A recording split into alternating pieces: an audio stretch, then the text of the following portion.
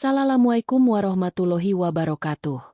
Selamat datang kembali di channel YouTube JRW Studio, tempat di mana takdir bisa berbalik dalam sekejap mata. Pernahkah kamu membayangkan bagaimana rasanya melihat istana masa tuamu, satu-satunya tempat berteduhmu, dihancurkan tanpa ampun oleh ekskavator mesin raksasa yang sangat dingin dan tidak bernyawa? Di bawah rintik hujan lebat yang seolah ikut menangis menjerit melihat kezaliman, seorang nenek renta menangis terseduh-seduh memeluk erat tiang rumahnya, sementara sang penguasa desa tertawa sangat angkuh menyaksikan kehancuran itu. Namun, semesta alam tidak pernah sudi memejamkan mata terhadap tangisan orang yang terzalimi. Sebuah azab yang sangat mengerikan, dibayar lunas kontan, dan sama sekali tak masuk akal sehat manusia, langsung menghantam keras melumpuhkan kesombongan sang pemimpin zalim tersebut. Apa yang sebenarnya menimpa penguasa angkuh itu? Pastikan kamu menahan napas dan menyimak kisah nyata paling emosional ini hingga titik darah penghabisan. Namun sebelumnya bagi yang beragama Islam saya sarankan untuk menuliskan sholawat Nabi Muhammad agar kelak sholawat ini menjadi saksi untuk mendapat syafaat di akhirat. Like dan subscribe ke channel ini sangat membantu menambah wawasan dan membantu kami membuat cerita baru yang menghibur.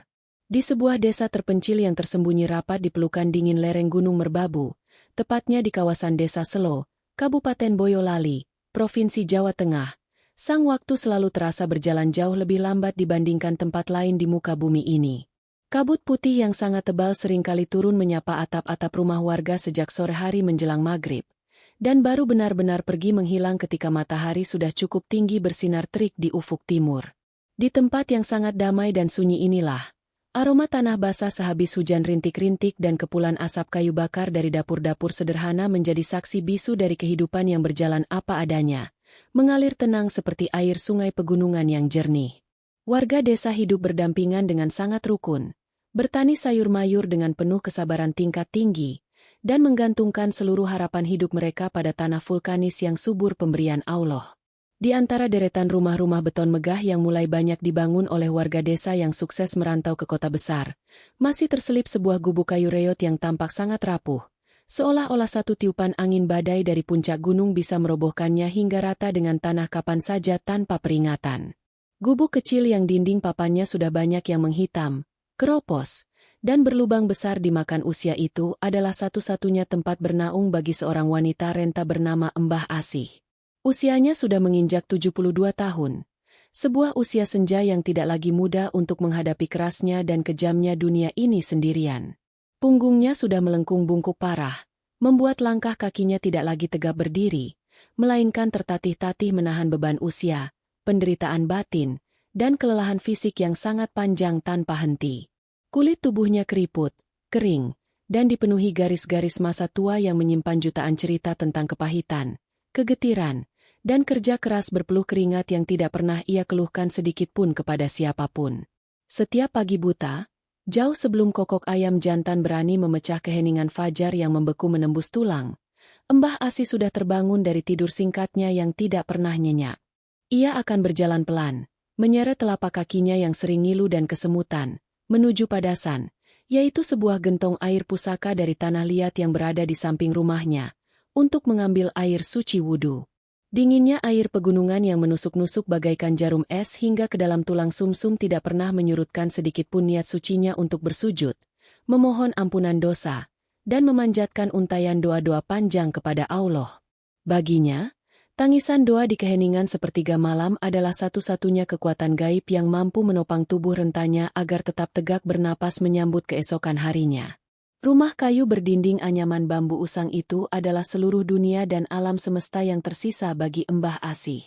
Baginya, bangunan tua yang mulai miring ke kiri itu bukan sekadar tumpukan kayu lapuk, bambu kering, dan atap seng berkarat yang selalu bocor parah setiap kali hujan deras turun membasahi bumi. Bangunan itu adalah monumen kenangan batin yang paling berharga dan tak ternilai dalam perjalanan hidupnya.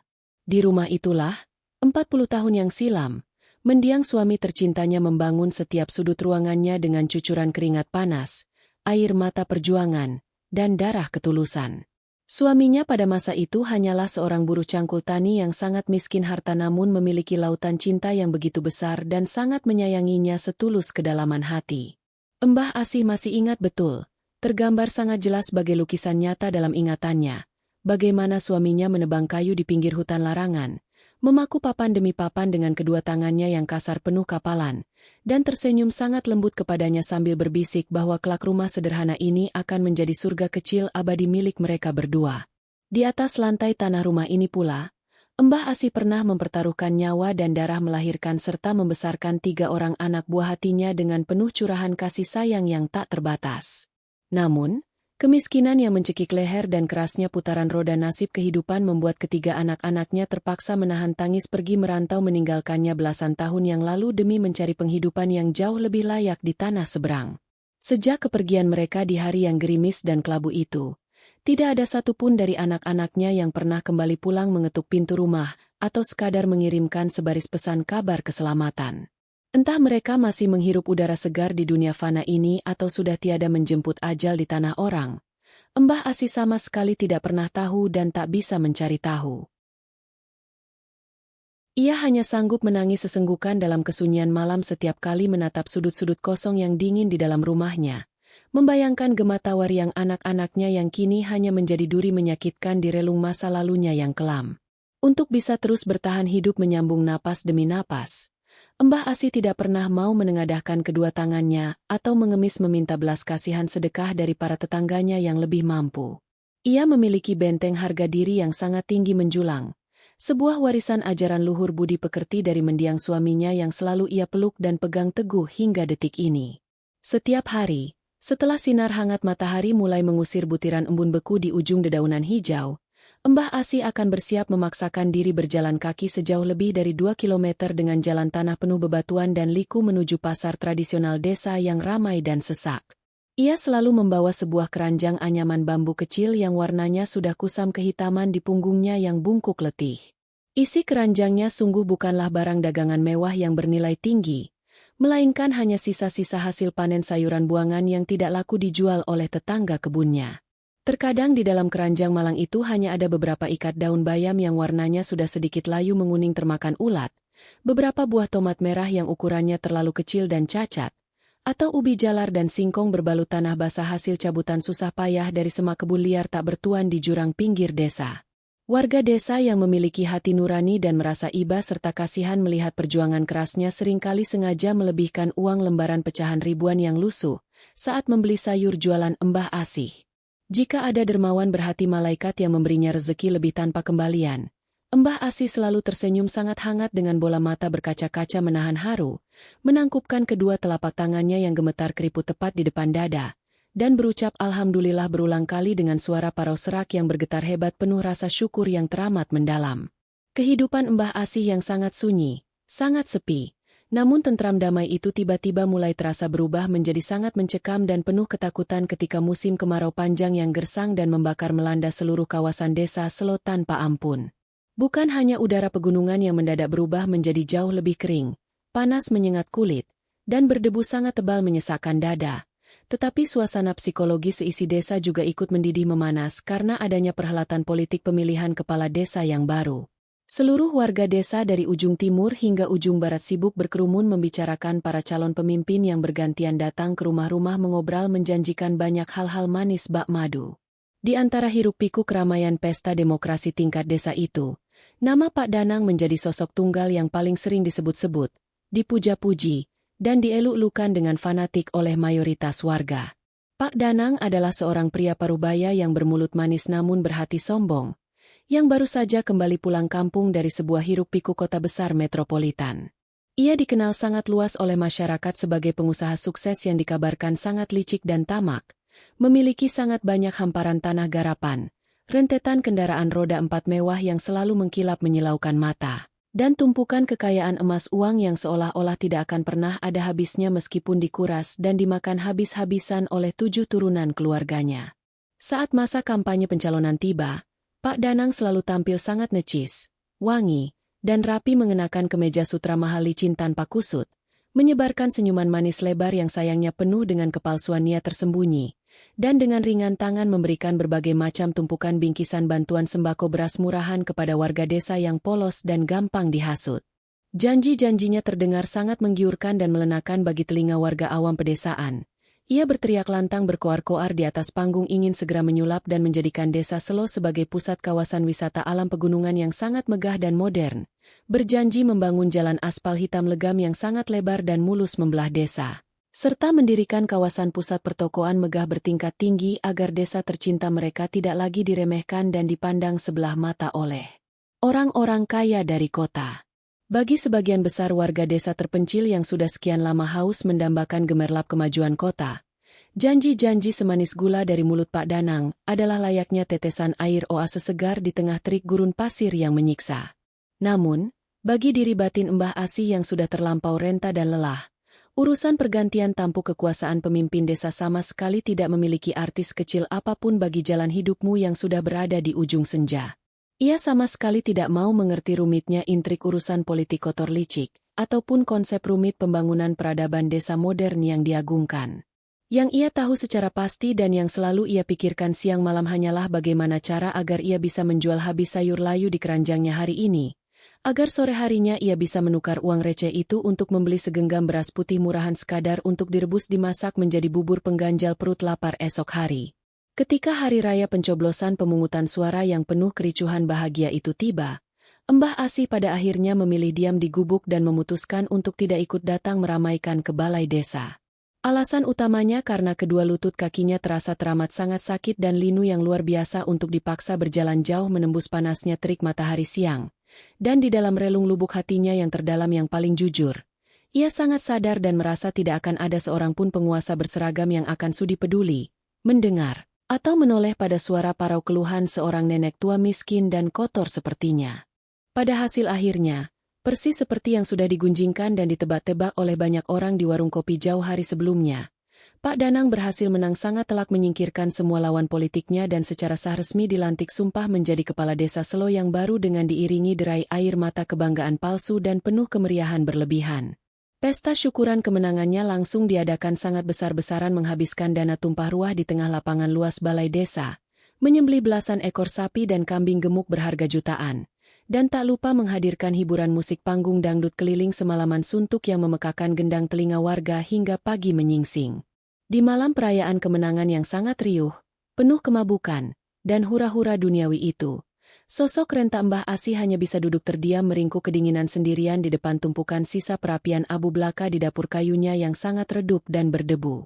Ia menggosok-gosokkan kedua telapak tangannya yang keriput dan gemetar kedinginan, sambil telinganya sayup-sayup dipaksa mendengar gema letusan kembang api dan suara tawa kesombongan perayaan sang pemenang dari kejauhan gelapnya malam.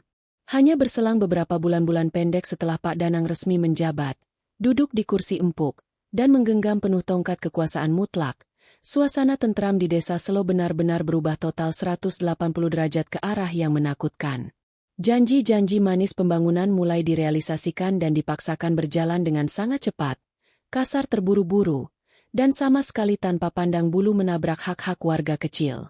Rombongan alat-alat berat mesin raksasa dari besi baja dengan roda rantai besi berukuran menakutkan mulai berdatangan tanpa henti memasuki menerobos jalanan sempit desa yang berbatu, melindas hancur ketenangan dan memecah keheningan suci warisan alam pegunungan yang selama ratusan tahun ini dijaga turun-temurun oleh para leluhur. Suara merdu kicauan burung-burung liar pegunungan yang biasa bernyanyi merdu setiap pagi menyambut fajar kini sirna, digantikan paksa oleh deru raungan mesin ekskavator raksasa yang menggeram bising memekakan telinga, mengeruk rakus tanah subur hijau dengan buasnya, dan menumbangkan meratakan pepohonan tua berusia puluhan tahun tanpa ampun sedikitpun. Pak Danang yang semakin hari semakin gila hormat dan haus pujian itu kini makin sering terlihat angkuh berkeliling memutari desa menggunakan seragam dinas kebesarannya yang selalu disetrika rapi wangi, dan selalu dikawal ketat ditemani oleh beberapa orang preman bayaran berbadan besar tegap berwajah garang menyeramkan yang selalu patuh siap sedia menuruti semua perintah kotor dan lisan kasarnya. Ia seringkali turun dari mobil, berdiri berkacak pinggang menunjuk-nunjuk sembarangan ke arah petak lahan kosong milik warga miskin yang tak berdaya. Asyik menggambar garis batas-batas imajiner dengan jari telunjuknya di udara kosong. Merencanakan penuh nafsu membangun sebuah mega proyek deretan ruko komersial mewah yang konon kabarnya secara rahasia akan menjadi hak milik pribadinya 100%. Dengan memanipulasi menggunakan dalih palsu bersurat palsu sebagai tanah kerjasama aset untuk kas kemajuan desa. Sebagian besar warga desa biasa yang awalnya bersorak mendukung penuh pencalonannya kini perlahan mulai tersadar dan menyadari dengan penuh rasa takut bahwa ada sebuah perubahan sifat tamak yang sangat mengerikan dan tak terkendali pada diri sosok pemimpin baru panutan mereka tersebut. Senyum-senyum ramah dan manis yang dulu rajin dan selalu ia tebarkan tanpa henti saat masa kampanye pencitraan, kini telah menguap hilang tak berbekas berubah wujud menjadi tatapan mata yang tajam bagai pisau, congkak sombong merendahkan sesama, dan selalu penuh dengan perhitungan licik bisnis keuntungan semata. Tidak akan pernah ada lagi sapaan-sapaan tegur ramah ketimuran khas masyarakat desa yang keluar dari mulutnya. Yang tersisa mendominasi hanyalah kalimat-kalimat perintah keras mutlak dan instruksi-instruksi ancaman yang tidak boleh dibantah atau dilawan oleh siapapun yang masih ingin tinggal di desa itu. Pada suatu sore hari kelabu yang sangat dingin menusuk ngilu hingga ke batas tulang punggung, tatkala Mbah Asih yang letih sedang duduk terdiam melamun kosong di atas alas balai bambu reot yang berdecit pelan di bagian teras depan rumah tuanya. Sembari kedua tangannya yang lemah sibuk membersihkan sisa-sisa lumpur tanah merah dari ikatan daun bayam sisa jualannya hari itu. Ia tiba-tiba dikejutkan dan merasakan hembusan laju angin kencang yang sangat aneh dan sama sekali tidak biasa menyapu. Kasar wajah keriputnya. Angin aneh membawa pertanda itu meniupkan kepulan debu butiran tanah yang sangat kotor dan tebal buta dari arah pelebaran jalan utama desa yang berjarak tak jauh dan sedang dikeruk paksa tak kenal waktu oleh mesin alat berat baja. Mbah Asih langsung terbatuk-batuk kecil menahan rasa sesak di dadanya yang ringkih, berusaha sekuat tenaga melindungi dan menutupi bagian mulut serta hidungnya dengan menarik ujung kain kebayanya yang sudah sangat lusuh, pudar warnanya, dan banyak yang robek compang-camping di bagian pinggir jahitannya. Tiba-tiba saja mengejutkan jantungnya. Dari balik pusaran kepulan debu tanah merah tebal yang menyesakkan dada dan membutakan pandangan mata itu, muncul perlahan-lahan sebuah kepala mobil mewah mentereng berwarna hitam mengkilap yang wujudnya sangat asing dan menakutkan bagi kacamata warga pedesaan pelosok. Mobil mahal nan panjang itu melaju merayap dengan sangat pelan namun penuh aura angkuh mengintimidasi. Lalu secara mengejutkan tanpa disangka-sangka menginjak rem dan berhenti diam terpaku tepat di depan batas garis pekarangan sempit milik Mbah Asih yang tak berpagar. Suara putaran mesin mobil impor mahal itu menerus sangat halus nyaris tak terdengar. Sebuah kemewahan yang sangat amat kontras bertolak belakang jika disandingkan dengan suara derit bilah bambu rapuh dinding rumah Mbah Asih yang selalu berbunyi memelas menyedihkan setiap kali tertiup hembusan angin gunung. Perlahan tapi pasti, kaca jendela mobil belakang yang gelap gulita bak malam itu diturunkan dengan bunyi dengung mesin pelan menyembunyikan sebuah misteri gelap. Perlahan menyingkap dan memperlihatkan dengan jelas separuh raut wajah bengis dan kaku milik Pak Danang yang saat itu sedang gagah memakai kacamata hitam mahal menutupi matanya. Pria penguasa lalim itu dari dalam jok kulit nyamannya menatap tajam sangat lekat-lekat tanpa sudi berkedip sedikitpun ke arah bangunan gubuk reot menyedihkan tempat Mbah Asih berlindung. Arah tatapan matanya dari balik kacamata hitam itu menyusuri dengan penuh nafsu rakus setiap jengkal-jengkal tanah debu di sana. Matanya bergerak menyapu liar mengukur dari mulai batas luar tanaman pagar pekarangan liar, hingga berujung pada batang tiang-tiang kayu penyangga utama rumah keropos tersebut yang sedihnya sudah berdiri miring condong ke tanah seolah pasrah menahan beban berat jalannya waktu. Sama sekali tidak ada terselip satupun seulas senyum tipis kepedulian yang tergambar di lekuk wajah kasarnya itu. Yang terpancar keluar hanyalah aura tatapan kosong yang membeku sangat dingin, penuh dengan ambisi buta mematikan, dan syarat dengan niat jahat kejam yang sengaja disembunyikan rapat-rapat di balik kekuasaan yang ia genggam kuat. Mbah Asih tua yang sedang terduduk lemah itu yang tanpa sengaja sepersekian detik sempat melihat memergoki tatapan mengerikan mengancam itu.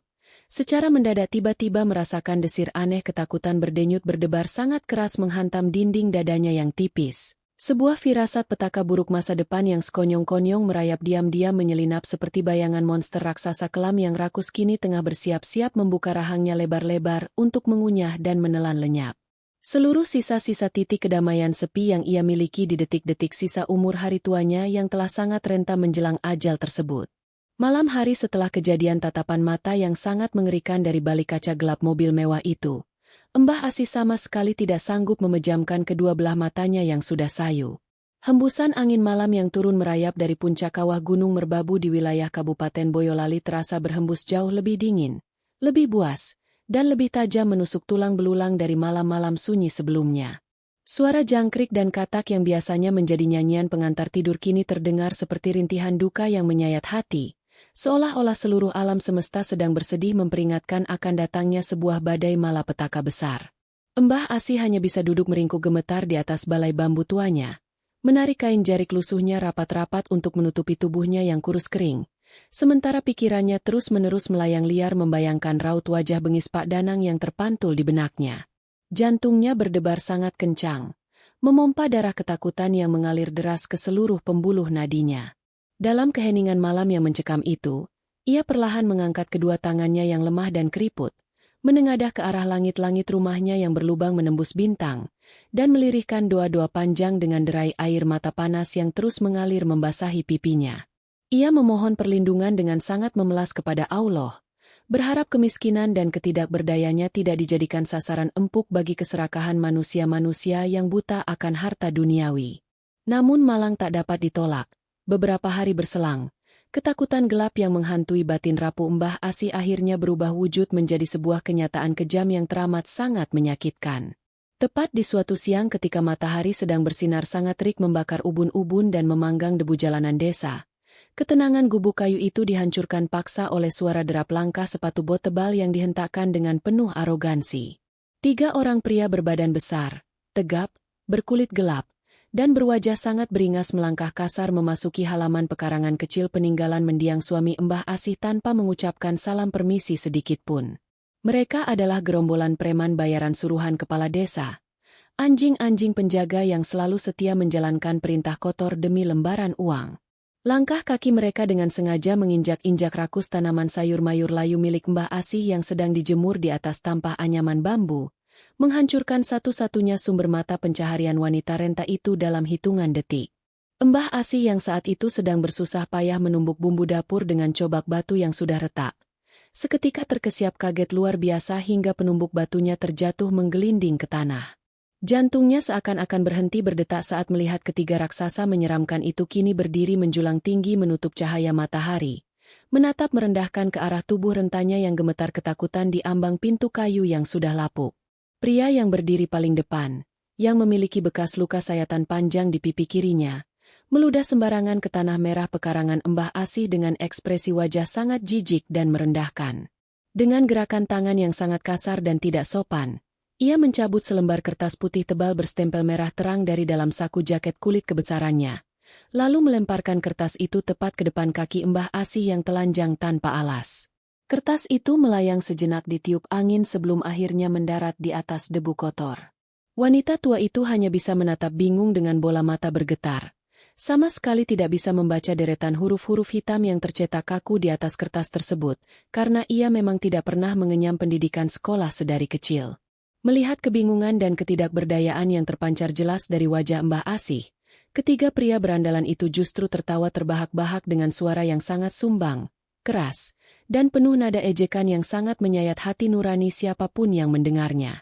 Tawa mereka menggema memantul-mantul di dinding bukit, seolah merayakan penderitaan orang kecil yang tidak berdaya melawan keangkuhan penguasa lalim. Dengar baik-baik telingamu hai orang tua renta, teriak pria berwajah beringas itu dengan volume suara yang sengaja dibesarkan agar seluruh tetangga desa di sekeliling gubuk itu bisa mendengarnya dengan sangat jelas. Pak Kepala Desa Danang yang terhormat memberikan perintah langsung hari ini juga. Kertas bersegel sah ini adalah bukti mutlak dari kantor desa bahwa tanah tempat gubuk reotmu ini berdiri, tanah kotor yang selalu kamu banggakan ini, pada kenyataannya adalah murni tanah kas milik negara. Ini adalah tanah milik desa. Kamu tidak punya surat sertifikat hak milik yang sah. Semua klaimmu selama ini adalah kebohongan belaka. Oleh karena itu, demi kelancaran proyek mulia pembangunan jalan raya dan perluasan kawasan wisata mandiri desa, gubuk sampah milikmu ini harus segera dikosongkan dan dibongkar rata dengan tanah. Kami berbaik hati memberikan waktu tenggang paling lambat 3 hari 2 malam dari detik ini. Jika sampai batas waktu habis dan kamu masih keras kepala bersarang di tempat busuk ini, jangan salahkan kami jika alat berat ekskavator yang akan merobohkan paksa rumahmu beserta seluruh isinya, dengan atau tanpa tubuhmu di dalamnya. Mendengar rentetan kalimat ancaman yang diucapkan bagaikan sambaran petir di siang bolong itu, kedua kaki Mbah Asih ketika terasa lemas kehilangan seluruh tulang dan tenaga penyangganya. Ia langsung jatuh tersungkur keras ke atas tanah berdebu, menggores luka pada kedua telapak tangannya yang keriput. Dadanya terasa sangat sesak seolah-olah dihimpit oleh sebongkah batu gunung yang teramat besar dan berat. Air mata yang sejak tadi ia tahan sekuat tenaga, kini tumpah ruah tak terbendung mengalir deras melewati celah-celah keriput di wajah rentanya, membasahi kerah kebayanya yang sudah penuh dengan tambalan benang. Dengan suara yang sangat parau, serak, dan terputus-putus menahan isak tangis keputusasaan yang teramat dalam, ia merangkak mendekat dan berusaha meraih ujung celana pria preman suruhan itu untuk memohon belas kasihan. "Tolonglah nak, saya mohon demi nama Allah. Tolong sampaikan ampunan saya kepada Bapak Lurah." "Surat apa ini nak? Saya tidak mengerti. Tanah dan rumah ini adalah hasil keringat darah almarhum suami saya puluhan tahun lalu. Ini hak kami yang sah. Tolong jangan usir saya dari sini. Kemana lagi tubuh tua ini harus pergi melangkah? Saya hanya ingin mati tenang menghembuskan napas terakhir di dalam rumah ini, merawat kenangan mendiang suami saya. Saya mohon dengan sangat, biarkan saya tinggal di sini," ratap Mbah Asih dengan tangisan menyayat hati yang sanggup meremukan batu karang sekeras apapun. Namun, air mata kesedihan dan permohonan tulus dari seorang ibu yang sudah bau tanah itu sama sekali tidak mampu menembus hati nurani para preman suruhan yang sudah mati rasa tertutup oleh lembaran uang bayaran. Pria itu justru menendang kasar tubuh ringkih Mbah Asih hingga terguling ke belakang, seolah-olah ia sedang menyingkirkan sebuah tumpukan sampah yang sangat kotor dan menjijikkan di tengah jalan. "Jangan banyak membuat drama sandiwara air mata murahan di depan kami. Air matamu sama sekali tidak laku dan tidak bisa menghentikan laju roda pembangunan. Ini adalah perintah mutlak. Tidak ada tawar-menawar lagi. Ingat baik-baik peringatan kami. 3 hari batas waktumu. Berkemaslah atau bersiaplah mati terkubur di bawah puing-puing reruntuhan atap rumahmu sendiri," ancam pria itu dengan nada suara yang membeku penuh kekejaman, sebelum akhirnya ia berbalik badan, meludah sekali lagi, dan melangkah pergi begitu saja meninggalkan Mbah Asih yang masih terkapar merintih menangis memeluk debu tanah kelahirannya. Di saat yang bersamaan, suara keributan yang memilukan itu diam-diam memancing perhatian beberapa orang tetangga sekitar yang sebenarnya sedang berada di dalam rumah mereka masing-masing.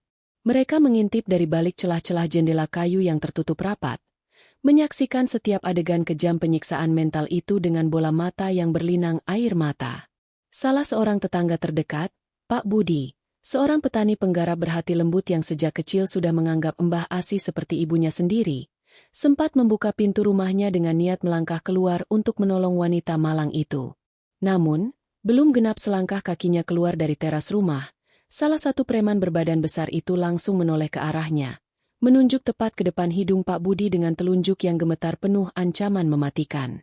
"Masuk kembali ke dalam rumahmu, atau namamu akan dicoret selamanya dari daftar penerima bantuan pupuk subsidi desa, dan bersiaplah lahan garapanmu akan disita besok pagi," bentak preman itu dengan mata mendelik. Mendengar ancaman sadis yang langsung menyasar pada mata pencaharian dan nyawa perut keluarganya, nyali Pak Budi seketika ciut dan hancur berkeping-keping. Ia tidak punya pilihan lain selain mundur perlahan, menutup pintu kayu rumahnya rapat-rapat sambil menangis terseduh-seduh dalam diam, mengutuk kelemahannya sendiri karena tidak sanggup melindungi orang yang sangat ia sayangi demi ego keselamatan keluarganya sendiri. Kesunyian pun kembali merengkuh erat gubuk kayu reot itu, menyisakan lengkingan tangisan panjang Mbah Asih yang terkapar sendirian di atas tanah pekarangan, memeluk erat-erat kertas putih ancaman itu di dadanya yang hancur berantakan. Jauh dari arah utara desa, sayup-sayup terdengar suara dengung-deru mesin ekskavator perusak yang terus meraung-raung mengerikan menghancurkan pepohonan, seakan sedang bersiap-siap menjemput paksa nyawa dan saksi bisu kenangan terakhir yang dimiliki Mbah Asih. Malam pertama setelah kedatangan utusan pembawa petaka bersurat segel itu terasa seperti malam terpanjang dan paling gelap dalam seluruh sejarah perjalanan hidup Mbah Asih. Angin malam yang bertiup turun dari puncak kawah Gunung Merbabu di wilayah Kabupaten Boyolali itu terasa berhembus jauh lebih buas, lebih ganas, dan lebih tajam menusuk tulang belulang dibandingkan malam-malam sunyi sebelumnya.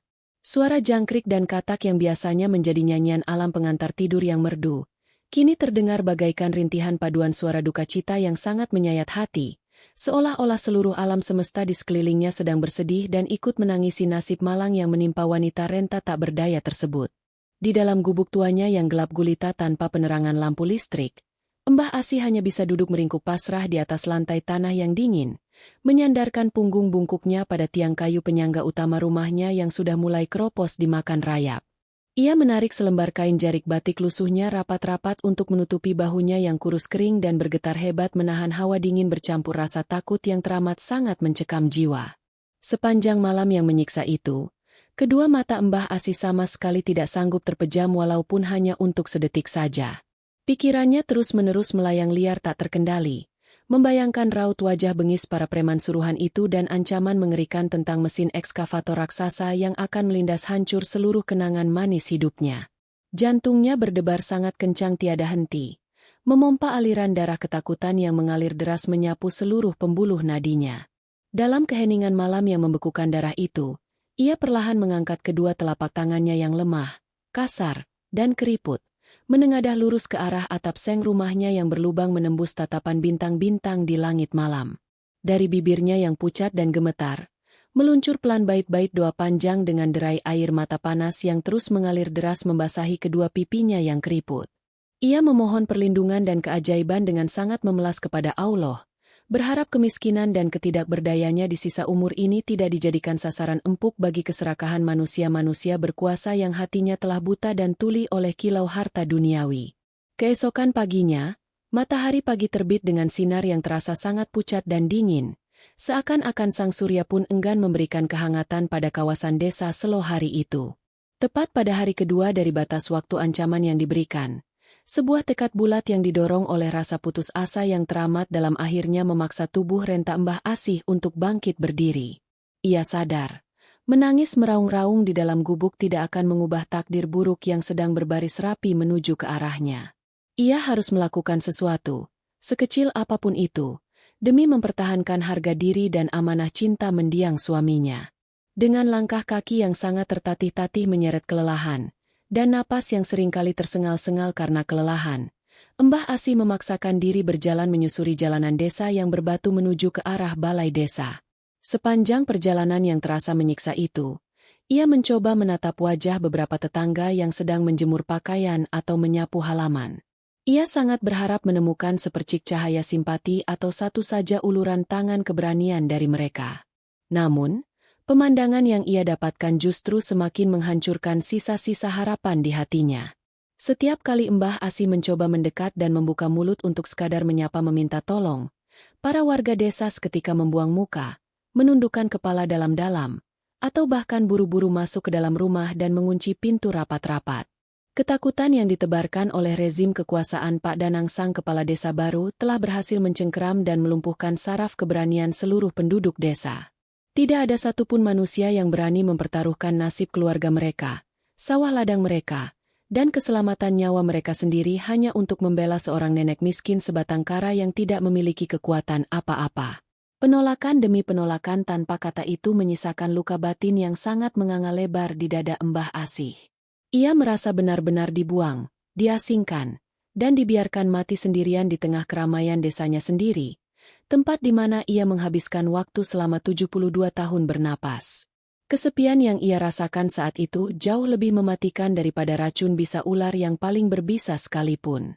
Sesampainya di pelataran halaman balai desa yang kini telah direnovasi total dan disulap menjadi sebuah bangunan megah berlapis keramik mahal yang mengkilap menyilaukan mata, langkah rapuh Mbah Asih seketika terhenti sejenak. Ia merasa sangat ragu dan sangat kerdil berdiri di hadapan lambang kekuasaan desa tersebut.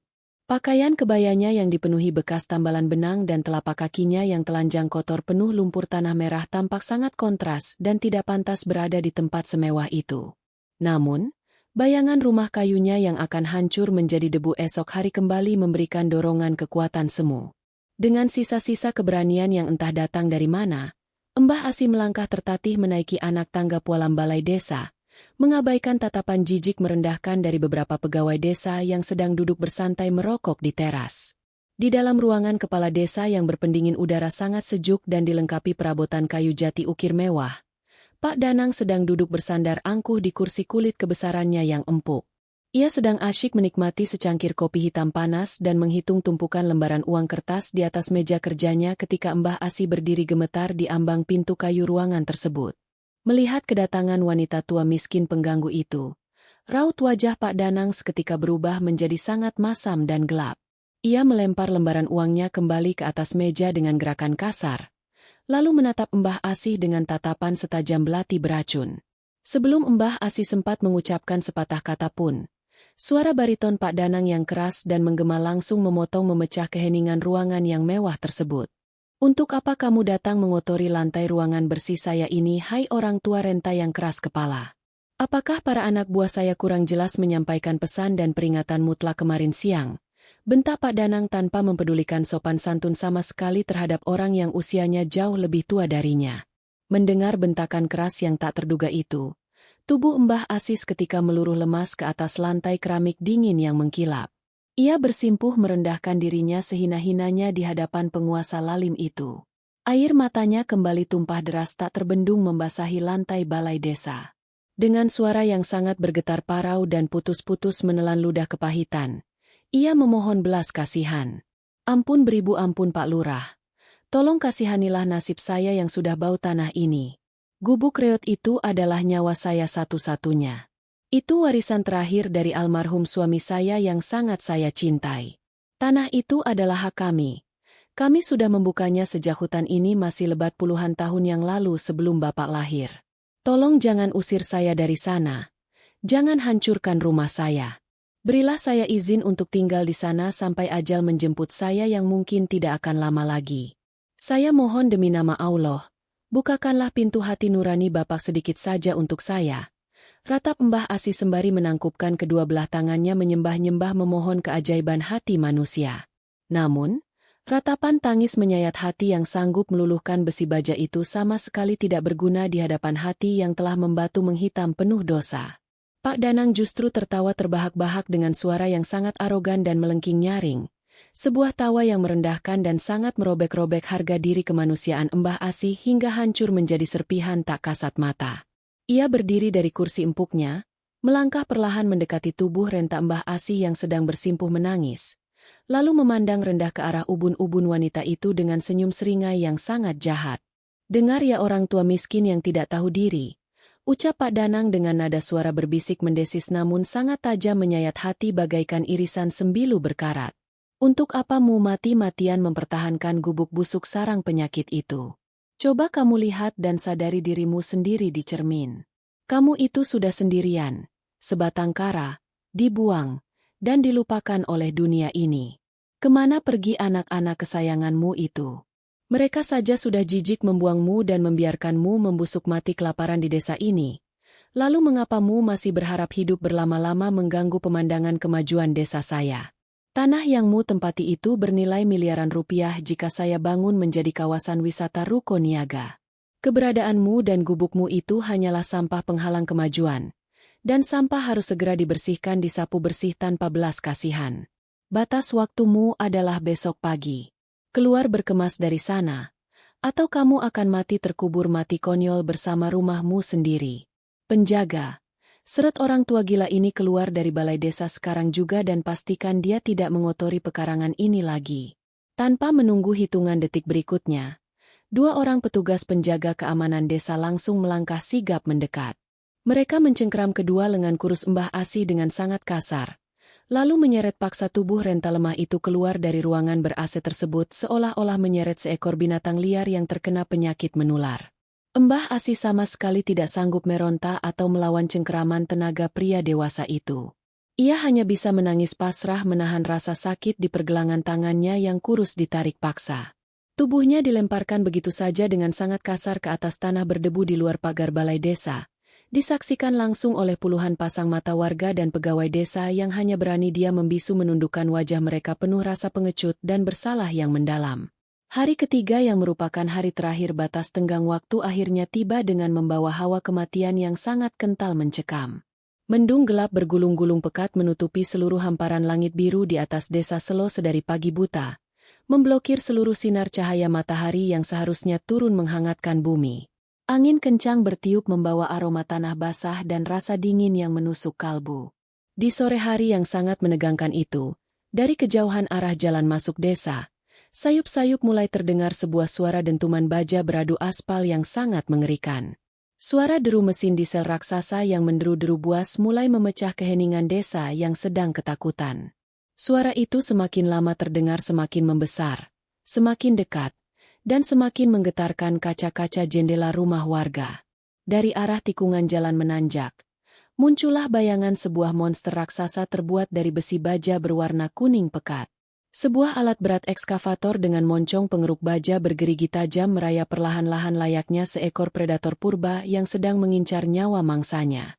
Ekskavator menakutkan itu terus bergerak maju merayap menghancurkan ranting pohon di pinggir jalan, lalu mematikan mesinnya dan berhenti diam parkir dengan angkuh tepat di ujung jalan tanah yang berjarak hanya 100 meter lurus menghadap lurus ke arah halaman pekarangan gubuk reot milik Mbah Asih. Suasana senja di sudut desa itu pun berubah menjadi sangat pekat, membisu mati, dan mencengkeram jiwa, bersiap menyambut badai kehancuran brutal yang akan meledak saat embun pagi besok menyapa kelopak mata. Bab 4. Tangisan darah di bawah roda besi penindas. Pagi hari pembalasan yang sangat kelam dan mematikan itu akhirnya tiba menyapa lereng dingin Gunung Merbabu di kawasan desa Selo Kabupaten Boyolali Provinsi Jawa Tengah. Alam semesta seolah-olah menolak keras untuk memancarkan cahaya kehangatan matahari pagi, sengaja membiarkan gumpalan-gumpalan awan hitam pekat menggantung sangat rendah dan menutupi seluruh penjuru langit desa. Angin pagi yang biasanya selalu membawa kesegaran embun sejuk pegunungan, kini berubah drastis terasa seperti hembusan napas kematian yang menyengat, berbau tanah basah yang dikoyak paksa, dan membawa aroma karat besi yang sangat menusuk rongga hidung. Udara membeku sangat dingin menyentuh permukaan kulit, namun hawa panas ketegangan yang teramat sangat mencekam jiwa benar-benar mendidih merayap di setiap sudut jalanan desa. Sejak azan subuh berkumandang dengan nada yang terdengar seperti rintihan kesedihan, tidak ada satupun warga desa yang berani membuka lebar pintu rumah mereka. Mereka semua bersembunyi ketakutan di balik tirai jendela yang tertutup rapat, mengintip dengan jantung berdebar-debar tajam, menunggu dengan rasa pengecut yang menyiksa batin datangnya detik-detik kehancuran gubuk reot milik seorang nenek renta malang tak berdaya yang sebentar lagi akan dihakimi oleh kekejaman penguasa serakah. Tepat ketika jarum jam menunjuk pada pukul 7 pagi yang suram, dari arah ujung jalan tanah berkerikil desa, rombongan pembawa petaka kehancuran itu akhirnya datang merayap perlahan dengan tingkat arogansi yang sangat menyala-nyala menyilaukan mata kesombongan. Mobil mewah mentereng berwarna hitam mengkilap milik Pak Danang melaju perlahan-lahan membelah kabut tebal pagi hari, sengaja berjalan lambat seolah ingin memamerkan kekuasaan mutlaknya kepada seluruh makhluk bernyawa yang ada di desa tersebut. Di belakang mobil mewah itu, berjalan beriringan dengan langkah tegap dan wajah beringas, puluhan preman bayaran bertubuh raksasa yang mengenakan jaket kulit hitam gelap. Mereka membawa tongkat kayu balok beringas dan perkakas-perkakas berat dari besi pemecah batu. Dan yang paling mengerikan adalah barisan paling belakang, sebuah monster mesin raksasa berwarna kuning pekat yang sangat menakutkan, yaitu sebuah alat berat ekskavator yang berjalan merayap lambat menggunakan roda rantai baja tebal yang menggilas hancur setiap bebatuan yang dilewatinya. Suara deru mesin diesel raksasa itu menggeram-geram buas, menggetarkan dinding-dinding rumah warga, seolah-olah sedang melolong kelaparan tidak sabar ingin segera merobek-robek dan mengunyah habis nyawa bangunan gubuk tua yang ada di depannya. Di dalam gubuk kayunya yang rapuh dan dingin gulita, Mbah Asih sudah pasrah dan pasrah sepenuh jiwanya. Ia sudah menyucikan dirinya, mengambil air wudhu dengan sisa-sisa tenaga terakhirnya, dan mengenakan sepotong kebaya putih kusam lusuh yang sebenarnya sengaja ia simpan dengan rapi untuk dijadikan kain kafannya kelak jika ajal menjemputnya. Kedua matanya yang sudah sangat bengkak, merah menyala, dan kehabisan air mata karena semalaman suntuk terus menangis menjerit tanpa henti, kini hanya bisa menatap kosong ke arah altar perapian dapur abunya. Ia menyapu setiap sudut dinding rumahnya dengan sentuhan jemari tangannya yang bergetar hebat, mencium dalam-dalam aroma khas kayu lapuk dan anyaman bambu yang menyimpan jutaan memori indah kehidupan masa lalunya bersama mendiang suami tercintanya. Di setiap jengkal lantai tanah yang ia pijak, terekam sangat jelas bekas langkah kaki anak-anaknya yang kini entah berada di mana membiarkan ibunya disiksa dunia. Ia tahu dengan pasti bahwa hari ini adalah hari kiamat bagi istana kecilnya, tempat di mana seluruh sejarah hidupnya dan harga dirinya sebagai seorang manusia ditanamkan dengan kokoh. Suara raungan mengerikan mesin ekskavator raksasa itu akhirnya berhenti menderu tepat di depan batas pekarangan sempit Mbah Asih. Kaca mobil hitam mengkilap itu terbuka, dan turunlah sosok Pak Danang dengan langkah kaki yang teramat sangat congkak. Ia memakai seragam dinas aparat desa lengkap dengan atribut kehormatannya yang ironisnya sama sekali tidak mencerminkan jiwa pengayom rakyat kecil. Wajahnya berseri-seri penuh senyum kemenangan iblis yang sangat menjijikan, Kacamata hitam bertengger di hidungnya untuk menutupi mata serakahnya dari tatapan memelas warga miskin. Sambil berkacak pinggang menantang langit desa yang mendung tebal, ia menunjuk lurus ke arah bangunan gubuk Mbah Asih dengan menggunakan sebatang tongkat komando kecil berlapis emas imitasi di tangan kanannya. Tarik keluar orang tua keras kepala itu sekarang juga. Hancurkan seluruh bangunan sampah penyakit ini rata dengan tanah kotor tanpa tersisa satu tiang pun berdiri. Jangan ada yang berani menunda perintah saya walau hanya 1 detik saja, teriak Pak Danang dengan suara keras menggema memecah kebisuan pagi yang mencekam. Memerintahkan anjing-anjing peliharaannya untuk segera memulai aksi pembantaian kenangan tersebut. Mendengar teriakan perintah eksekusi mati itu, Mbah Asih yang berada di dalam ruangan seketika tersentak panik luar biasa. Adrenalin ketakutan meledak hebat di dalam aliran darah rentanya. Dengan langkah yang sangat tertatih-tatih dan napas yang tersengal-sengal putus asa, ia memaksakan diri berlari menyeret kakinya keluar dari ambang pintu depan rumahnya.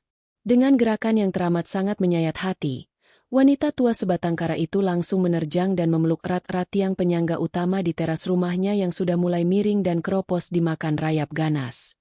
Kedua lengannya yang sangat kurus kering kerontang melingkar dengan sekuat tenaga mengunci tiang kasar itu, menempelkan pipinya yang keriput basah oleh derai air mata pada permukaan kayu berdebu, seolah-olah ia ingin menyatukan nyawa dan raganya secara permanen dengan bangunan warisan suaminya tersebut.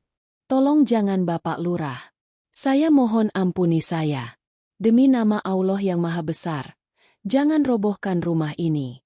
Ini nyawa saya Bapak. Tolong buka sedikit saja pintu hatimu Bapak. Biarkan saya mati di sini saja. Jangan usir tubuh tua ini dari rumah peninggalan suami saya.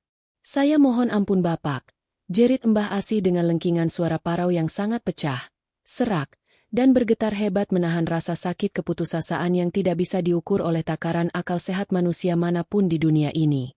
Namun ratapan memelas yang penuh darah dan air mata itu sama sekali tidak sanggup menembus dinding kesombongan di dalam hati Pak Danang. Ia justru meludah sembarangan ke tanah merah di depannya dengan ekspresi wajah yang teramat sangat jijik dan muak melihat drama penderitaan rakyat jelata di hadapannya. Ia memberikan isyarat anggukan kepala yang sangat dingin mematikan kepada 3 orang preman bayaran bertubuh paling besar yang berdiri di dekatnya. Tanpa memiliki rasa belas kasihan sekecil debu pun, ketiga raksasa beringas itu melangkah maju menerjang tubuh ringkih Mbah Asih. Mereka langsung mencengkeram kasar bahu rapuh dan kedua lengan kecil wanita tua itu. Mbah Asih memberontak sekuat tenaga, menangis menjerit-jerit kesetanan, menggigit bibir pucatnya hingga berdarah segar, mempertahankan cengkeraman jari-jarinya pada tiang kayu tuanya. Tarikan paksa yang sangat kejam tak manusiawi itu membuat kuku-kuku keriput Mbah Asih tergores kasar mengelupas berdarah, karena dipaksa melepaskan kayu kasar tersebut. Tubuhnya yang ringan kurus kering itu akhirnya berhasil ditarik paksa, diseret kasar di atas tanah pekarangan berdebu seperti gumpalan kain pel kotor, menjauh paksa dari beranda rumah pelindungnya tercinta. Hancurkan sekarang juga. Ratakan sampai hancur berkeping-keping tanpa ampun. Teriak Pak Danang memberi komando puncak kehancuran sambil tertawa lepas dengan sangat angkuh dan puas. Operator alat berat ekskavator itu langsung menginjak pedal gas penuh. Mesin diesel raksasa mengerang buas memuntahkan kepulan asap hitam pekat ke udara. Lengan hidrolik besi baja berukuran raksasa itu perlahan terangkat tinggi-tinggi ke udara menutupi pandangan langit mendung. Lalu dengan satu ayunan kekuatan brutal yang teramat sangat mengerikan, moncong pengeruk bergigi besi tajam itu menghantam keras menyapu bagian atap seng karatan gubuk Mbah Asih.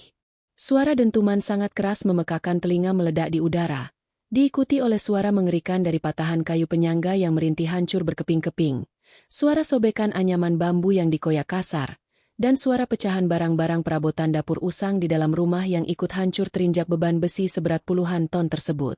Debu coklat pekat seketika meledak terbang ke udara tebal menutupi pandangan mata, mencekik pernapasan setiap orang yang berdiri menyaksikannya. Hanya dalam hitungan waktu kurang dari 3 menit yang mematikan, bangunan istana kecil tempat Mbah Asih berlindung selama puluhan tahun dari terpaan badai kehidupan, kini benar-benar hancur lebur rata dengan tanah lumpur kotor, berubah wujud menjadi sekumpulan gundukan sampah puing-puing tak bernilai harganya. Mbah Asih yang diseret dan ditahan paksa oleh kedua preman beringas itu hanya bisa menatap nanar dengan mata terbelalak lebar menyaksikan proses pembantaian nyawa rumahnya secara langsung di depan bola matanya sendiri. Jantungnya serasa berhenti berdetak saat itu juga. Napasnya tercekat hebat di pangkal tenggorokan. Tiba-tiba sebuah rasa sakit yang teramat sangat menyiksa menghantam ulu hatinya. Tubuhnya mendadak menjadi sangat kaku dingin bagaikan balok es. Dengan satu kali lengkingan tangisan panjang yang menyayat kelamnya langit menembus lapisan awan mendung. Mbah Asih langsung jatuh tersungkur tidak sadarkan diri memeluk gumpalan tanah lumpur basah yang kini menutupi kaki telanjangnya. Preman-preman itu melepaskan tubuh rentanya begitu saja membiarkannya tergeletak tak bernyawa di pinggir jalan kotor bagai bangkai hewan liar. Dari sela-sela bibir Mbah Asih yang pucat pasi dan berdarah sebelum ia kehilangan kesadarannya secara total, terucap pelan satu sumpah doa kepasrahan terakhir yang teramat sangat suci dan mematikan. Ya Allah yang maha melihat dan maha mendengar, aku serahkan semua rasa sakit kezaliman ini kepada keadilan pengadilan-Mu. Tepat pada detik doa terakhir itu terucap meresap menembus pori-pori bumi. Tiba-tiba hembusan angin puting beliung kecil yang aneh dan sangat dingin menyapu berputar liar di sekitar puing reruntuhan rumah tersebut. Diikuti oleh suara gemuruh guntur petir yang sangat menggelegar dahsyat membelah langit mendung di siang bolong. Menyiratkan sebuah pertanda gaib bahwa kemurkaan alam semesta baru saja resmi diundang untuk turun tangan mengadili kesombongan penguasa yang telah melampaui batas kewajaran tersebut. Suara gemuruh guntur petir yang menggelegar dahsyat di siang bolong itu seolah-olah menjadi palu hakim alam semesta yang baru saja diketukkan dengan sangat keras ke muka bumi. Tepat setelah gubuk reot penuh kenangan itu hancur lebur menjadi tumpukan sampah kayu dan debu kotor. Langit di atas desa Selo Kabupaten Boyolali seketika mencurahkan air hujan yang teramat lebat. Bukan sekadar gerimis biasa, melainkan hujan badai dengan butiran air sebesar kelereng yang turun menghantam daratan dengan beringas. Pak Danang beserta gerombolan preman bayarannya yang pengecut itu langsung lari kocar-kacir ketakutan mencari tempat berteduh. Masuk ke dalam mobil mewah dan kendaraan mereka masing-masing. Lalu melaju pergi begitu saja meninggalkan tumpukan kehancuran itu tanpa menoleh sedikitpun ke arah tubuh renta Mbah Asih yang masih terkapar kaku tak sadarkan diri di tengah kubangan lumpur jalanan. Mereka tertawa puas di dalam kendaraan yang hangat, merasa telah berhasil memenangkan pertarungan melawan seorang nenek tua tak berdaya, tanpa menyadari bahwa tawa angku itu adalah tawa kebahagiaan terakhir yang akan mereka rasakan dalam hidup ini. Di tengah derasnya hujan badai yang menusuk tulang itu, pintu sebuah rumah sederhana berderi terbuka dengan sangat kasar. Pak Budi, tetangga miskin yang selama 3 hari ini terus dihantui rasa bersalah dan menjadi pengecut, akhirnya tidak sanggup lagi menahan jeritan hati nuraninya. Tangisannya meledak pecah melihat Mbah Asih yang sudah ia anggap seperti ibu kandungnya sendiri tergeletak seperti tumpukan kain lep basah yang dibuang ke tempat sampah.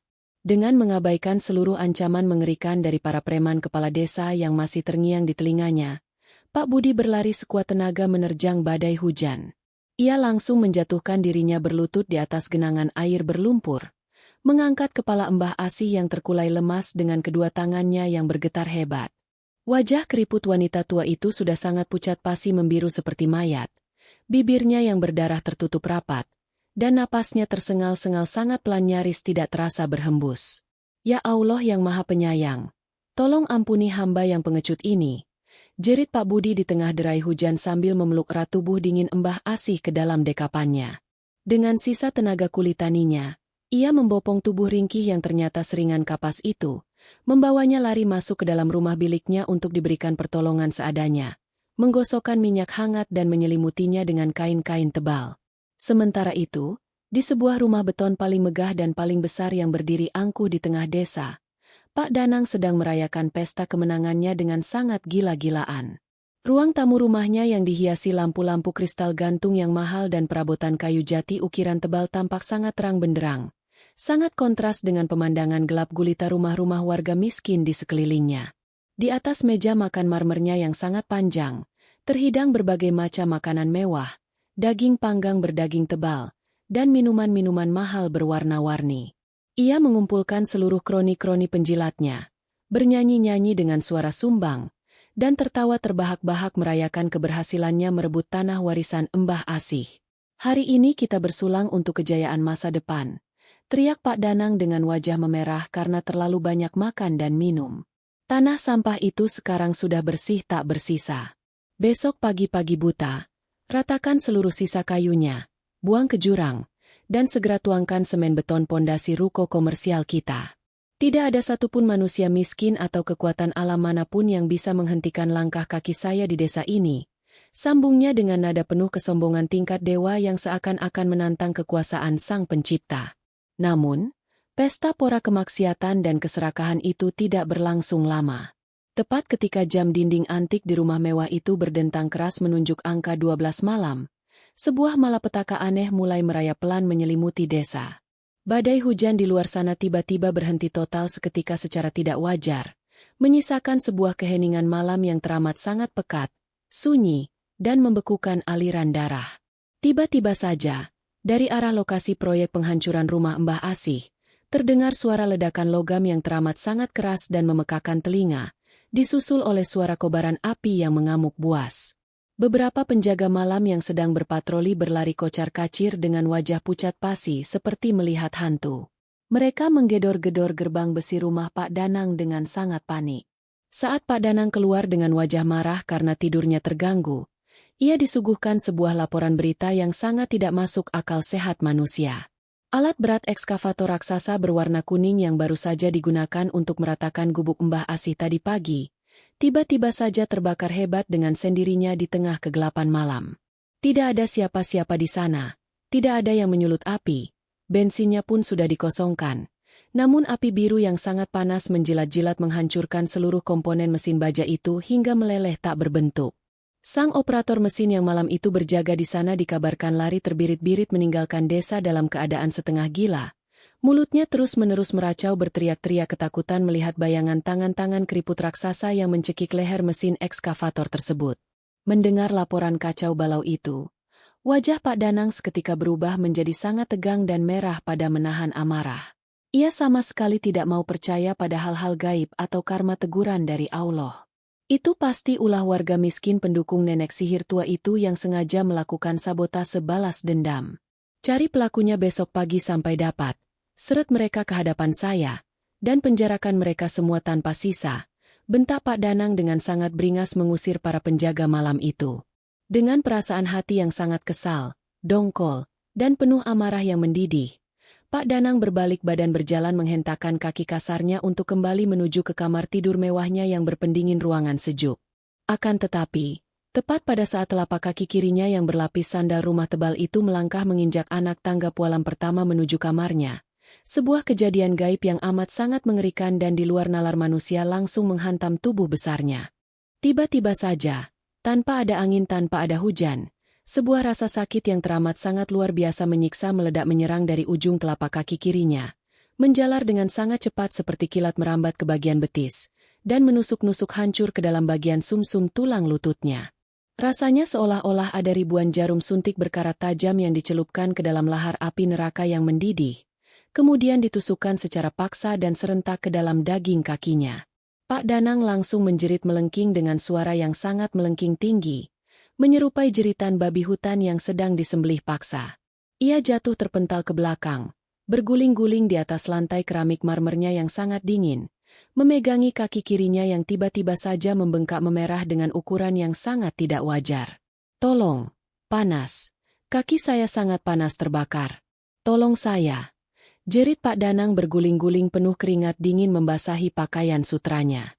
Istri dan anak-anaknya terbangun panik berlarian keluar kamar melihat kepala keluarga mereka merintih meronta-ronta kesakitan di lantai. Anehnya, ketika kulit kaki itu disentuh oleh tangan istrinya, suhu kulitnya justru terasa sangat dingin seperti balok es membeku. Padahal Pak Danang terus-menerus berteriak kepanasan merasa dagingnya sedang dipanggang di atas bara api. Malam yang tadinya dipenuhi dengan tawa kesombongan angkuh, seketika berubah menjadi malam penyiksaan batin dan raga yang panjang tanpa ujung. Di dalam jeritannya yang semakin lama semakin serak dan melemah karena kehabisan tenaga, penciuman hidung Pak Danang mulai diganggu oleh sebuah aroma aneh yang hanya bisa diendus oleh dirinya sendiri. Aroma pekat tanah kuburan basah bercampur dengan bau kayu lapuk dan anyaman bambu usang yang terbakar menyengat tajam masuk merobek saraf hidungnya. Dan di antara bayangan gelap sudut ruangan mewahnya, telinganya mulai mendengar sayup-sayup suara tangisan para Mbah Asih yang bergema berulang-ulang memantul di dalam kepalanya, memanggil-manggil nama Allah menuntut keadilan. Siksaan karma azab dunia yang dijanjikan secara kontan itu kini benar-benar baru saja merintis jalan pembukaannya. Bab 6. Rintihan keputusasaan di atas ranjang mewah dan vonis gaib. Keesokan paginya, Tepat pada saat semburat cahaya matahari pagi yang pucat perlahan-lahan mulai merayap naik menyinari dinginnya udara di kawasan lereng Gunung Merbabu, suasana di dalam rumah beton megah milik Pak Danang sudah berubah wujud 100 derajat menjadi menyerupai miniatur neraka dunia yang teramat sangat mengerikan. Rintihan parau dan jeritan kesakitan yang menyayat hati dari mulut sang penguasa desa itu sama sekali tidak berhenti bergaung menyiksa telinga semenjak kejadian aneh di tengah malam tadi. Kaki kirinya yang semula hanya membengkak merah panas, kini di pagi hari yang suram itu telah berubah bentuk menjadi sebuah pemandangan yang teramat sangat menjijikan dan sanggup membuat bulu kuduk siapa saja merinding kaku ketakutan. Daging dari bagian lutut hingga ke ujung jari kakinya membengkak membesar hingga 2 kali lipat lebih besar dari ukuran kaki manusia normal. Kulit kakinya melepuh meletup-letup parah, menghitam pekat seperti bongkahan arang kayu yang hangus terbakar api tungku, dan secara terus-menerus mengeluarkan rembesan cairan kental berwarna kekuningan yang berbau teramat sangat busuk. Anehnya, bau busuk menyengat yang menguar dan memenuhi seluruh penjuru ruangan kamar tidurnya yang mewah itu bukanlah bau anyir infeksi luka medis pembusukan pada umumnya. Bau itu adalah bau spesifik aroma anyir kubangan lumpur tanah basah yang dicampur aduk dengan aroma menyengat dari serpihan kayu lapuk dan anyaman bambu berdebu. Persis 100% menyerupai bau puing-puing reruntuhan gubuk reot milik Mbah Asih yang ia hancurkan dengan kejam kemarin pagi. Istri Pak Danang yang sudah menangis histeris ketakutan dan kehabisan seluruh akal sehatnya, langsung berteriak-teriak memerintahkan anak buah suaminya untuk segera mendatangkan mobil ambulans darurat dengan fasilitas paling mutakhir dan paling mahal dari rumah sakit bertaraf internasional di kota besar Semarang. Suara sirine mobil ambulans yang meraung-raung melengking sangat nyaring memecah keheningan jalanan aspal desa Selo di pagi itu seolah-olah menjadi sebuah pengumuman resmi dari langit bahwa balasan karma kontan dari Allah sedang bekerja dengan sangat cepat tanpa pandang bulu untuk melumpuhkan kesombongan sang penindas. Warga desa miskin yang mendengar suara bising sirine itu hanya berani mengintip diam-diam dari balik celah jendela kayu rumah mereka yang tertutup rapat. Saling berbisik-bisik penuh kengerian menyadari kebenaran nyata bahwa doa air mata darah dari seorang nenek renta sebatang kara yang teraniaya dan terzalimi itu ternyata benar-benar mampu menembus dan menabrak paksa pintu langit ketujuh dalam waktu kurang dari 24 jam saja.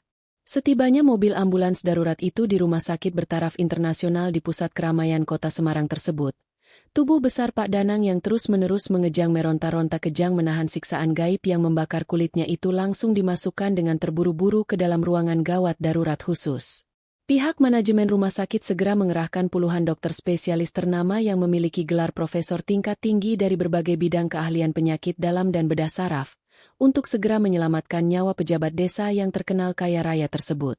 Para tenaga medis ahli itu segera memasukkan tubuh gemetar Pak Danang ke dalam lorong mesin pemindai paling canggih yang memancarkan sinar pemindai tulang, mengambil puluhan tabung sampel darah merahnya untuk uji laboratorium paling teliti, dan menyuntikkan berbagai macam dosis cairan obat penahan rasa sakit tingkat tinggi yang dosisnya bahkan biasanya digunakan untuk membius menjatuhkan seekor gajah liar di padang sabana. Namun sungguh sebuah kenyataan pahit yang amat sangat di luar batas nalar logika akal sehat ilmu kedokteran manusia modern. Semua rentetan usaha medis mutakhir yang bernilai ratusan juta rupiah perharinya itu sama sekali nihil, kosong melompong, dan tidak membuahkan hasil kesembuhan sekecil debu pun. Dokter kepala spesialis bedah yang memimpin langsung jalannya pemeriksaan darurat itu melangkah gontai keluar dari ruang operasi dengan raut wajah yang teramat sangat pucat pasi, penuh kebingungan yang mendalam, dan dahinya dipenuhi oleh butiran-butiran keringat dingin ketakutan. Ia menggelengkan kepalanya dengan sangat lemah tak berdaya di hadapan istri Pak Danang yang sedang menangis memeluk tas mewahnya. Kami sungguh minta maaf yang sebesar-besarnya Ibu, tetapi penyakit yang mendadak menyerang raga Bapak ini benar-benar tidak bisa dicerna oleh akal sehat keilmuan kami. Dari seluruh hasil lembaran foto röntgen tulang, pemindaian saraf otak komputerisasi, dan uji cairan laboratorium darah paling lengkap, jaringan daging dan tulang kaki Bapak secara mengejutkan dinyatakan 100% sehat bugar tanpa ada secercah pun indikasi infeksi virus mematikan, serangan bakteri pemakan daging, ataupun racun berbisa dari luar yang masuk ke pembuluh darahnya. Tetapi anehnya secara fisik nyata yang bisa kita lihat bersama, kaki itu terus-menerus membusuk menghitam meleleh dan Bapak terus menjerit kepanasan meronta kesakitan seolah-olah kakinya sedang dimasukkan ke dalam tungku peleburan baja. Kami bahkan sudah berani memberikan suntikan bius penenang dosis maksimal yang sangat mematikan bagi saraf normal manusia. Namun saraf sensorik Bapak tetap terjaga melotot dan ia terus meronta-ronta berteriak kesakitan. Ini murni bukan penyakit medis biasa Ibu, Ini di luar batas ilmu kami. Kami dari pihak rumah sakit secara resmi dengan sangat terpaksa harus menyerah dan angkat tangan mengurus penyakit Bapak. Ucap sang dokter kepala tersebut dengan nada suara yang sangat bergetar ketakutan melihat langsung keanehan malapetaka di luar nalar tersebut. Siksaan raga hancur yang tidak bisa dijelaskan secara logis oleh ilmu sains dunia itu ternyata barulah sebuah titik permulaan kecil dari badai siksaan batin psikologis yang jauh lebih mengerikan, jauh lebih menyakitkan, dan perlahan-lahan menggerogoti menghancurkan sisa-sisa kewarasan akal pikiran Pak Danang. Seiring berjalannya hari demi hari yang terasa bagai ribuan tahun di atas ranjang empuk kamar rumah sakit kelas paling mewah tersebut, kondisi stabilitas kewarasan otak Pak Danang mulai runtuh hancur lebur berkeping-keping menjadi debu. Setiap kali ia mencoba memejamkan kedua kelopak matanya yang sudah sangat menghitam lebam dan kelelahan karena kurang tidur berhari-hari, seketika itu juga alam bawah sadarnya langsung diseret paksa masuk ke dalam sebuah dimensi mimpi buruk halusinasi yang teramat sangat menyiksa jiwa. Di dalam halusinasinya yang terasa sangat hidup, nyata, dan berdarah-darah itu, ia sama sekali tidak merasa sedang berbaring di ruang rawat inap yang sejuk, melainkan ia merasa tubuhnya sedang dikubur hidup-hidup dalam posisi berdiri sebatas leher di dalam kubangan tanah lumpur merah yang sangat pekat dan berbau anyir di tepat di tengah bekas pekarangan rumah Mbah Asih yang ia gusur. Dari kejauhan pandangan gelapnya, ia selalu melihat dengan mata kepalanya sendiri bayangan mesin ekskavator raksasa berwarna kuning buas yang tempo hari ia perintahkan itu kini hidup merayap perlahan-lahan mendekati wajahnya dengan suara geraman monster. Moncong pengeruk besi baja bergigi tajam yang meneteskan lumuran darah segar menyengat itu diayunkan tinggi-tinggi menyobek langit. Lalu kemudian secara brutal menghantam memukul kepala dan meremukkan dadanya berulang-ulang kali tanpa henti hingga seluruh susunan tulang rusuknya terasa remuk hancur berkeping-keping menembus organ paru-parunya. Dan penderitaan gaib itu tidak hanya berhenti sampai di situ saja.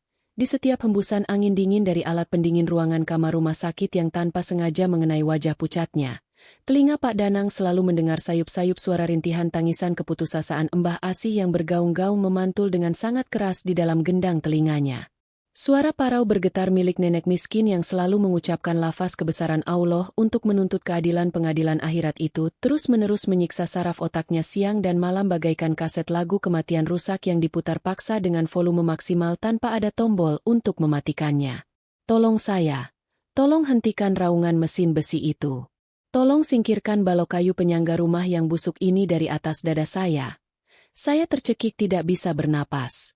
Ampuni dosa saya Mbah. Saya sangat berdosa bersalah menzalimimu. Tolong berhentilah menangis dan jangan hancurkan sisa rumah saya. Jeritan histeris pengakuan dosa yang keluar meracau dari mulut busuk Pak Danang itu bergema keras menyayat setiap malam. Sukses menakuti nyali seluruh pasien kaya dan barisan perawat jaga yang melintas di lorong sepi rumah sakit tersebut. Ia seringkali meronta-ronta hebat seperti orang kerasukan setan, berusaha menarik dan melepaskan paksa seluruh lilitan selang infus makanan di pergelangan tangannya. Memukul-mukul udara kosong di atas ranjangnya dengan kedua tangan gemetar, dan kemudian memaksa jatuh dari ranjang untuk bersujud-sujud memelas memohon ampun pada bayangan kosong di dinding putih kamarnya. Seolah-olah ia sedang melihat wujud roh Mbah Asih berdiri kokoh menatap ubun-ubunnya dengan tatapan kemurkaan langsung dari atas sana. Kondisi keputusasaan tak menentu yang sangat mengerikan dan menguras mental ini membuat tumpukan gunung harta kekayaan haram hasil kesombongannya selama ini perlahan-lahan ikut terkuras habis mengering tanpa tersisa sedikit pun. Biaya sewa puluhan malam ruang rawat berfasilitas kelas paling mewah, puluhan tumpuk tagihan obat-obatan impor palsu penenang saraf, hingga pembayaran uang tunai jasa untuk puluhan orang pintar atau dukun paranormal tersohor dari berbagai penjuru negeri yang sengaja disewa oleh pihak keluarganya secara sembunyi-sembunyi untuk melakukan ritual ruatan pembersihan gaib. Semuanya menguap lenyap percuma terbakar sia-sia dan tidak ada satupun jampi-jampi yang mempan untuk menembus kerasnya perisai baja azab dari Allah. Bahkan yang lebih mengerikan, para dukun paranormal yang membanggakan ilmu hitam tingkat tinggi itu langsung serentak melangkah mundur teratur dengan tubuh gemetar hebat dan memuntahkan gumpalan darah segar ketika pertama kali mencoba menerawang melihat gumpalan aura kabut hitam kutukan yang menyelimuti rapat seluruh sel tubuh Pak Danang. Para orang sakti itu semua pergi berlari ketakutan dan berujar dengan raut wajah kengerian yang seragam, bahwa kutukan kezaliman luar biasa yang sedang menggerogoti dan memangsa nyawa pejabat ini tidak akan pernah bisa dicabut, dipindahkan, atau disembuhkan oleh manusia sesakti apapun di muka bumi alam semesta ini. Sebab kutukan azab pedih balasan ini dikirimkan langsung meluncur turun bagai meteor dari langit pembalasan akibat tetesan air mata suci orang miskin yang terampas hak hidupnya. Perlahan tapi pasti menuju kehancuran mutlak.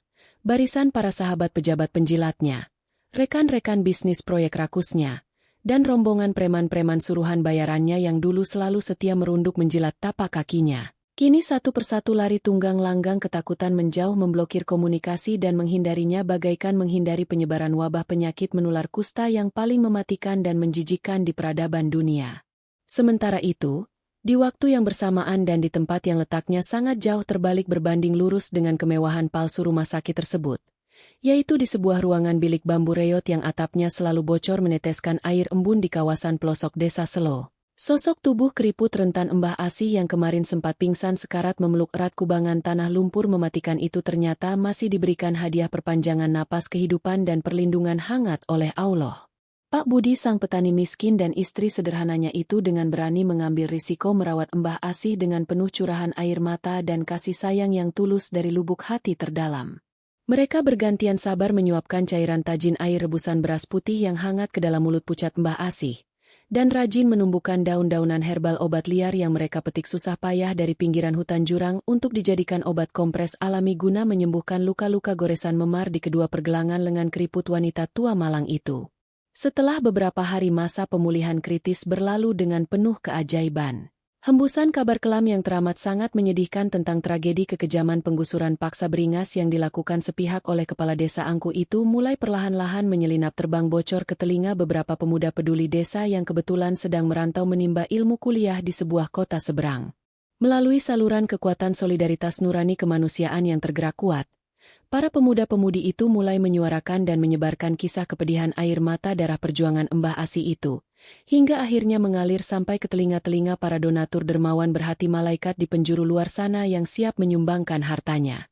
Tangan-tangan pahlawan gaib pembawa kebaikan rancangan semesta alam seolah-olah mulai berputar balik ke arah keadilan mutlak, secara rahasia mengatur sebuah skenario penutup kehidupan yang teramat indah dan damai bagi yang terzalimi. Di saat raga kotor Pak Danang sedang disiksa tercabik-cabik secara perlahan tanpa ampun menuju ke sebuah ambang lorong kematian konyolnya yang sangat menyakitkan, nasib dan takdir hidup Mbah Asih justru sedang dipeluk diangkat dengan sangat erat dan tinggi oleh sebuah keajaiban besar kehangatan solidaritas simpati manusia-manusia baik, yang sesungguhnya kebahagiaan sejati tersebut baru saja akan bersiap untuk dimulai membuka lembaran kisah indahnya yang baru. Hari demi hari yang teramat sangat menyiksa dan penuh dengan penderitaan gaib di dalam ruang perawatan kelas VVIP rumah sakit di kota besar itu, akhirnya mencapai puncak batas akhir yang paling mengerikan bagi kehidupan sang mantan penguasa arogan. Kondisi raga Pak Danang kini sudah benar-benar hancur lebur, tidak menyerupai wujud manusia normal pada umumnya. Tubuhnya yang dahulu selalu tegap, besar, angkuh, dan dibalut oleh pakaian seragam dinas mahal yang licin menyilaukan mata, kini telah menyusut drastis menjadi layaknya sebuah kerangka tulang rapuh yang hanya dibungkus oleh kulit pucat keriput yang penuh dengan ruam kebiruan. Kaki kirinya yang terkena kutukan karma langsung dari langit itu sudah sepenuhnya menghitam pekat seperti sebatang arang kayu bakar yang basah, terus-menerus menebarkan aroma busuk bangkai yang teramat sangat menyengat hidung hingga membuat para perawat medis yang masuk ke ruangannya harus selalu memakai masker berlapis-lapis menahan mual yang hebat di perut mereka. Semua mesin penyokong kehidupan medis berteknologi paling canggih yang terhubung menyuntikkan cairan ke dalam pembuluh darahnya hanya berbunyi nyaring secara monoton, sama sekali tidak mampu memberikan setetes pun kesembuhan, melainkan hanya berfungsi untuk sekadar memperpanjang detik-detik penderitaan sakaratul mautnya yang sangat menyakitkan. Istri dan anak-anaknya yang dulu selalu ikut menikmati tetesan harta haram hasil memeras rakyat miskin, kini sudah menyerah total kehabisan air mata dan harta benda. Mereka hanya bisa duduk tertunduk lesu di sudut ruangan yang dingin menanti malaikat maut datang menjemput kepala keluarga mereka yang telah membawa aib kehancuran tersebut.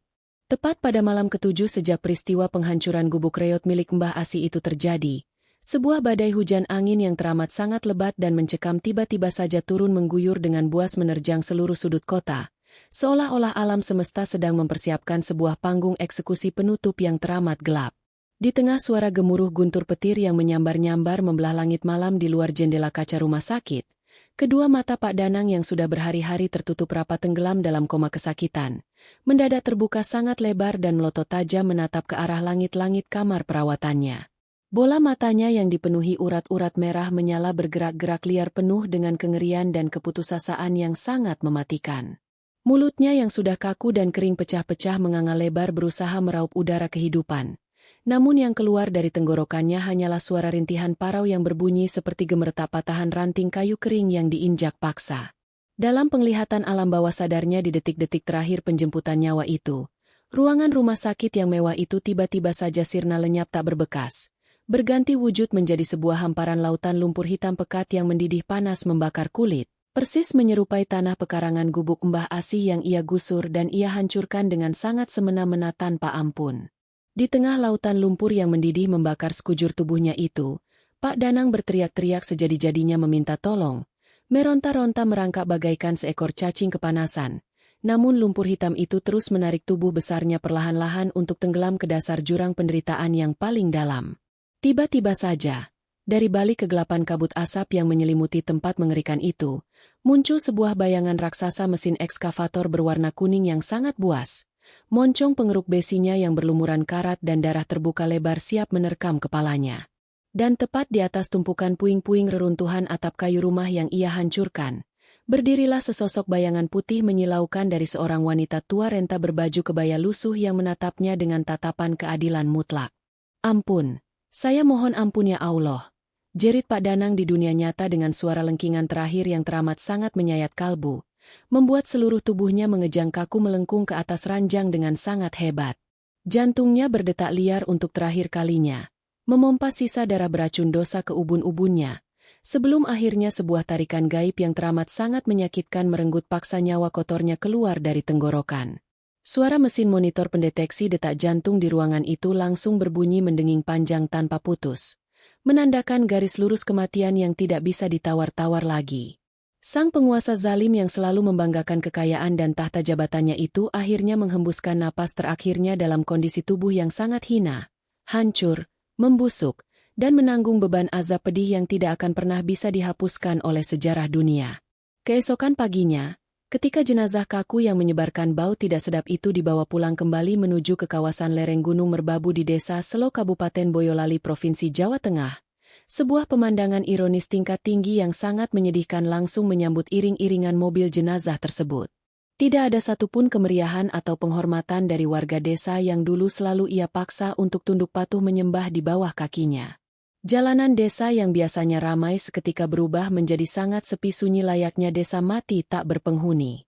Warga desa lebih memilih untuk mengurung diri rapat-rapat di dalam rumah mereka masing-masing, menolak keras untuk sekadar melangkah keluar memberikan penghormatan terakhir atau mensalatkan jenazah pemimpin yang telah menorehkan luka batin sangat dalam bagi kemanusiaan. Setibanya di area pemakaman umum desa yang tanahnya keras berkerikil tajam, hanya ada segelintir orang dari pihak keluarga inti dan 4 orang tukang gali kubur bayaran yang bersedia menurunkan keranda mayat berat itu ke dalam liang lahat. Cuaca siang hari itu terasa teramat sangat panas menyengat membakar ubun-ubun. Angin berhenti berhembus mati, membuat suasana pemakaman tokoh kaya raya itu terasa jauh lebih sepi dan jauh lebih menyedihkan dibandingkan dengan pemakaman seorang pengemis jalanan yang tidak memiliki tempat tinggal sama sekali. Harta kekayaan miliaran rupiah dan jabatan kepala desa yang selalu ia bangga-banggakan semasa bernapas terbukti sama sekali tidak laku dan tidak bisa digunakan untuk menyogok malaikat maut ataupun membeli rasa simpati dari para warga yang hatinya telah hancur tersakiti. Sementara itu, pada saat yang bertepatan dengan terkuburnya jasad sang penindas di perut bumi yang panas, roda takdir kehidupan semesta justru sedang berputar balik mengangkat tinggi derajat wanita tua renta yang selama ini selalu ia injak-injak dan ia tertawakan kehancurannya.